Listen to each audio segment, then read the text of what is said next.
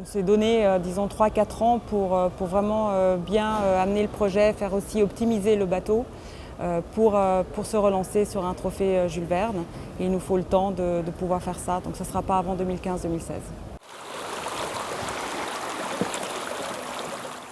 Une tentative en solitaire pour Yann sur la route du Rhum. On est en train d'étudier la possibilité, déjà en interne, de voir qu'on est en train d'étudier un nouveau gréement qui, de toute manière, ce nouveau gréement serait pour le trophée Jules Verne. Donc, disons, les adaptations qu'on apporterait au bateau, on est en train de voir si tout ça, on peut aussi profiter de tout ça pour s'aligner sur la route du Rhum. Donc, on va étudier les possibilités et on va décider d'ici la fin de l'année si c'est possible ou pas.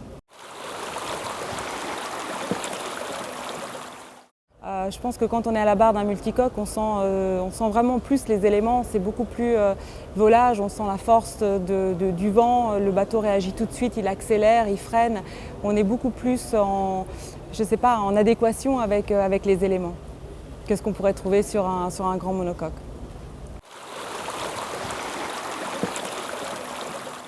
C'est un bateau qui, d'une certaine manière, est, disons, un peu plus extrême. Je n'ai pas eu le souhait de naviguer à bord du bateau. J'ai participé à beaucoup d'inshore. Je les ai presque toutes faites. Mais de faire de l'offshore sur du mode 70, à mon avis, c'est beaucoup plus extrême que de faire de l'offshore sur un bateau comme le Maxi Spin Reef 2.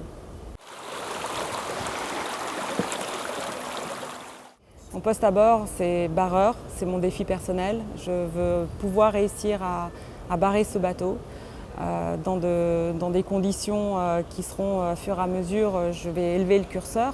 Au début, probablement pas dans toutes les conditions, mais je veux surtout pouvoir démontrer à l'équipe que j'ai ma vraie place à bord de ce bateau et que je mérite d'être à bord et faire partie de l'équipage. Trouver ma place dans un milieu masculin, je pense que j'ai pas trop de soucis. J'ai été élevée avec des hommes, parmi des hommes. J'ai d'ailleurs très peu d'amies filles, même si j'ai fait un projet avec les DICAT où j'ai fait une équipe féminine et j'ai adoré cette période-là et j'ai appris aussi beaucoup.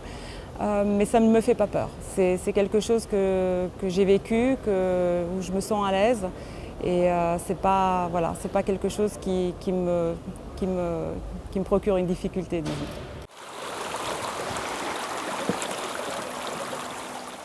Mon attache à la Bretagne, c'est évidemment Yann et toute la famille Guichard que je connais maintenant depuis quelques années. Et avant ça, il est vrai, je ne connaissais pas la Bretagne et j'aime beaucoup la région. Je m'y suis attachée et je suis contente d'y venir. Et d'ailleurs, toutes les fois que je viens, il fait beau. Donc le dicton qui dit « il ne fait jamais beau en Bretagne », en ce qui me concerne, n'est pas vrai. Et voilà, et j'adore cet endroit.